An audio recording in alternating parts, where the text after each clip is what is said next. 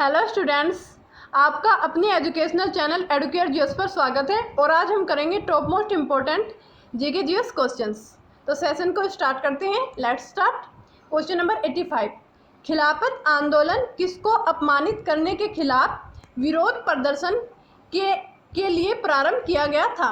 खिलाफत आंदोलन किसको अपमानित करने के खिलाफ विरोध करने के लिए प्रारंभ किया गया था? इसके ऑप्शन है, ऑप्शन ए टर्किश खलीफा, option B Aga Khan, option C Mohammad Ali Jinnah, option D Abdul Kalam Azad. तो क्या होगा इसका करेक्ट आंसर? इसका करेक्ट आंसर है टर्किश खलीफा। टर्किश खलीफा का अपमान किया जा रहा था उस टाइम पे अंग्रेज़ों के द्वारा।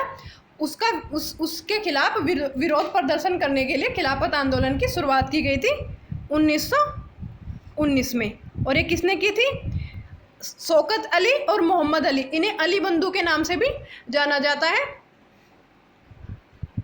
और उस टाइम पे टर्की का खलीफा था, उसे इस्लाम का प्रधान माना जाता था, इसलिए उसके साम्राज्य और उसकी गद्दी को बचाने के लिए अंग्रेज़ों के खिलाफ खिलाफत आंदोलन की शुरुआत की गई थी। और बाद में इसकी अध्यक्षता जो है महात्मा गांधी ने भी की थी। ये थे इस क्वेश्चन के एडिशनल फैक्ट।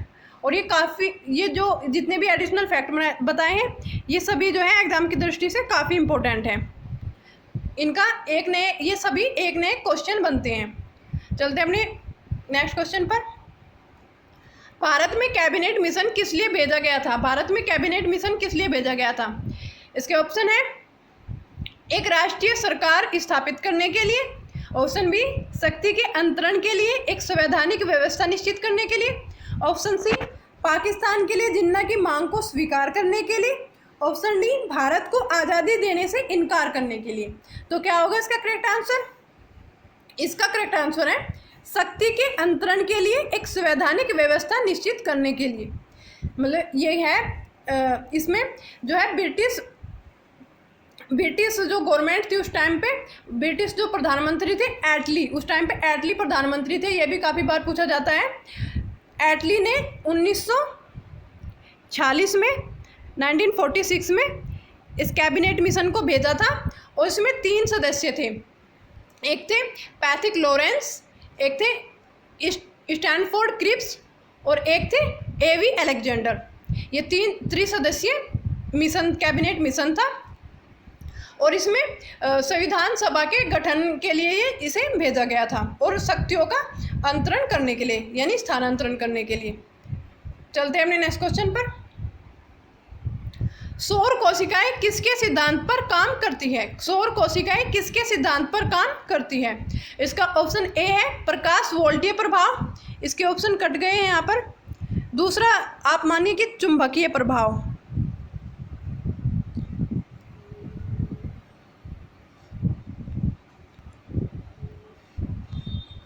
चुंबकीय प्रभाव।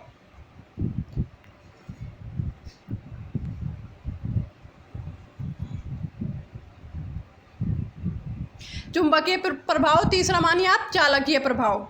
तो इसका करेक्ट आंसर क्या होगा? इसका करेक्ट आंसर होगा प्रकाश वोल्टीय प्रभाव। जो सौर कोशिकाएं हैं जो उसका सिद्धांत काम करता है वो प्रकाश वोल्टीय प्रभाव पर काम करता है। चलते अपने नेक्स्ट क्वेश्चन पर।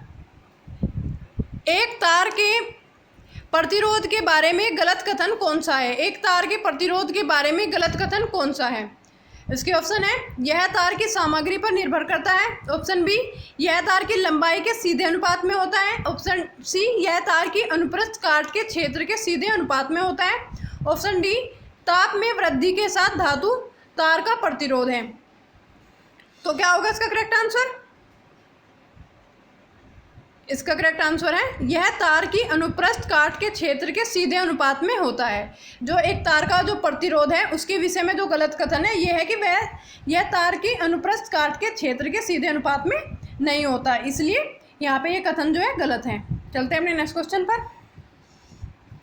निम्नलिखित में से किस उभयचर के जीवा नहीं होती? निम्नलिखित में से किस उभयचर के जीवा नहीं होती?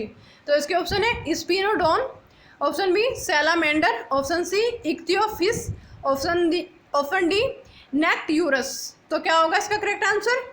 इसका करेक्ट आंसर है इक्थियोफिश। इक्थियोफिश जो है ये उभयचर है और इसके जीभ नहीं पाई जाती।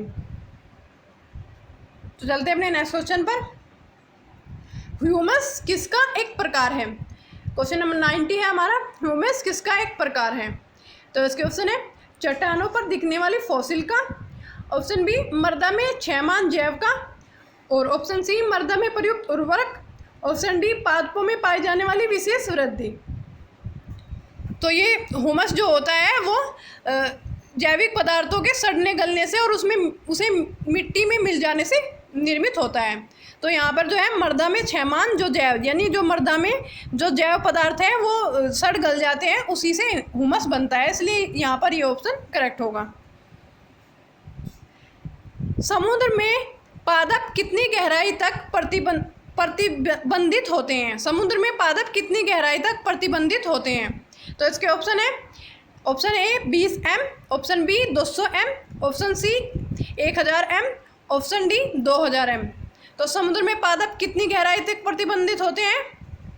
तो ये होते हैं 200 m तक, 200 m तक प्रतिबंधित होते हैं। चलते हैं अपने नेक्स्ट क्वेश्चन पर। वह तत्व जो प्रकृति में नहीं होता, वह तत्व जो प्रकृति में नहीं होता लेकिन कृत्रिम रूप से उत्पन्न किया जा सकता है। वह तत्व जो प्रकृति में तो नहीं होता लेकिन कृत्रिम रूप से आर्टिफिशियली रूप से इसे क्रिएट किया जा सकता है। तो क्या है? इसके ऑप्शन है थोरियम, ऑप्शन बी है रेडियम, ऑप्शन सी है प्लूटोनियम, ऑप्शन डी है यूरेनियम। तो क्या होगा इसका करेक्ट आंसर? इसका करेक्ट आंसर है प्लूटोनियम जो है उसे कृत्रिम रूप से उत्पन्न किया जा सकता है। चलते हैं अपने नेक्स्ट क्वेश्चन पर। रोम में स्टोर किए गए प्रोग्राम क्या कहलाते हैं? रोम में स्टोर किए गए प्रोग्राम क्या कहलाते हैं? तो इसके ऑप्शन है, option A software, option B freeware, option C firmware, option D इनमें से कोई नहीं। तो क्या होगा इसका करेक्ट आंसर? जो रोम होता है वो होता है रीड ओनली मेमोरी, इसकी फुल फॉर्म होती है रीड ओनली मेमोरी, और रोम में स्टोर किए गए प्रोग्राम जो कहलाते हैं वो कहलाते हैं फर्मवेयर कहलाते हैं। चलते हैं अपने नेक्स्ट क्वेश्चन पर। निम्नलिखित में से कौन सी इमारत विश्व की सबसे ऊंची इमारत है? निम्नलिखित में से कौन सी इमारत विश्व की सबसे ऊंची इमारत है? इसके ऑप्शन है Eiffel tower, option B Burj Khalifa, option C statue of liberty, option D Qutub Minar. तो क्या होगा इसका करेक्ट आंसर? इसका करेक्ट आंसर है बुर्ज खलीफा जो है वो विश्व की सबसे ऊंची इमारत है। और ये कहाँ पर है? ये है दुबई में स्थित है और ये विश्व की सबसे ऊंची इमारत है। चलते हैं नेक्स्ट क्वेश्चन पर। कौन सा संघ राज्य क्षेत्र बालक बालिका अनुपात के सबसे निचले हिस्से पर है? कौन सा संघ राज्य क्षेत्र जो है वो बालक या बालिका अनुपात के सबसे निचले हिस्से पर है? इसके ऑप्शन है दादरा और नगर हवेली, ऑप्शन बी है चंडीगढ़, ऑप्शन सी है अंडमान और निकोबार द्वीप समूह, ऑप्शन डी है दमन और दीव। तो सबसे निचले स्तर पर कौन है बालक और बालिका के अनुपात में? ये है चंडीगढ़ जो है बालक बालिका अनुपात में सबसे निचले स्तर पर है। सचिन तेंदुलकर ने 12 मार्च 2012 को एशिया कप में किसके सामने खेलते हुए अपनी 100वीं सेंचुरी बनाई थी? सचिन तेंदुलकर ने 12 मार्च 2012 को एशिया कप में किसके सामने खेलते हुए अपनी 100वीं सेंचुरी बनाई थी? इसके ऑप्शन है बांग्लादेश, ऑप्शन बी है श्रीलंका, ऑप्शन सी है पाकिस्तान, ऑप्शन डी है इंडोनेशिया। तो ये कौन सी कंट्री थी जिसके खिलाफ खेलते हुए 100वीं सेंचुरी बनाई थी सचिन तेंदुलकर ने? ये कंट्री थी बांग्लादेश। चलते हैं अपने नेक्स्ट क्वेश्चन पर। मिनीमाटा रोग किसके कारण उत्पन्न हुआ था? मिनीमाटा रोग किसके कारण उत्पन्न हुआ था? ऑप्शन ए है सीसा, ऑप्शन बी है साइनाइड, ऑप्शन सी है पारा, ऑप्शन डी है मिथाइल आइसोसाइनेट। तो क्या होगा इसका करेक्ट आंसर? मिनीमाटा रोग जो होता है वो पारा के कारण उत्पन्न होता है और ये सबसे पहले जापान में हुआ था। जापान के मिनीमाटा नामक स्थान पर वहाँ पर पारे को डाल दिया गया था अत्यधिक मात्रा में, जिससे मिनीमाटा खाड़ी में, और जिससे वहाँ पर जो मछलियाँ थी उन्होंने पारे को खा लिया था या उनके अंदर चला गया था, और जब स्थानीय लोगों ने वे मछलियाँ खाई तो उनमें मिनीमाटा रोग उत्पन्न हुआ। इसी के नाम से मिनीमाटा खाड़ी के नाम से ही मिनीमाटा रोग का नामकरण हो गया। चलते हैं अपने नेक्स्ट क्वेश्चन पर। पृथ्वी के वायुमंडल में कितनी ऊंचाई तक गैसों का आवरण है? पृथ्वी के वायुमंडल में कितनी ऊंचाई तक गैसों का आवरण है? Option A 100 kilometre, option B 150 kilometre, option C 200 kilometre, option C 300 kilometre. तो पृथ्वी के वायुमंडल में कितनी ऊंचाई तक गैसों का आवरण है? तो ये है 200 किलोमीटर। 200 किलोमीटर तक गैसों का जो है आवरण पाया जाता है। चलते हैं अपने नेक्स्ट क्वेश्चन पर। लौह अयस्क से लोहे के विनिर्यास में कौन सी प्रक्रिया सम्मिलित होती है? लौह अयस्क से लोहे के विनिर्यास में कौन सी प्रक्रिया सम्मिलित होती है? इसका ऑप्शन है उपचयन, ऑप्शन बी है अपचयन, ऑप्शन सी है प्रभाजी आसवन, ऑप्शन सी है अपघटन। तो क्या होगा इसका करेक्ट आंसर?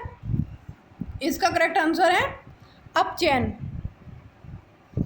लौह अयस्क से लोहे के विनिर्यास में जो है अपचयन प्रक्रिया को सम्मिलित किया जाता है।